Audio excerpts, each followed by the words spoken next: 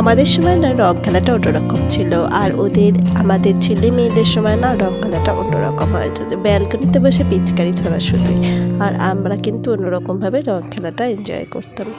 আমাদের আশেপাশে বাচ্চারা মিলে একটু রং খেলতাম, আবির দিয়েই খেলতাম, কিন্তু তখনকার দিনে রংটাও এত বাজে ছিল না, আবিরও বাজে। আর কি বলতো, এখনকার প্রত্যেকটা আবিরেই রং মেশানো থাকে, তুমি জলের সঙ্গে গুলে দেখবে সেটার মধ্যে রং পাবেই। যতই তুমি হার্বাল পসিডিওরে কেনো না কেন আবির, তবুও দেখবে সেটার মধ্যে রং মেশানো থাকে। চলো, হ্যালো এভরিওয়ান, আমি সোমা আরও একটা ব্লগ নিয়ে চলে আসলাম, ছোট্ট করে একটা ব্লগ নিয়ে আসলাম। আর দেখো, মোনার দিকে একটু পিচকারি দিয়ে খেলছে, তারপর ওদের স্নান করতে নিয়ে যাব।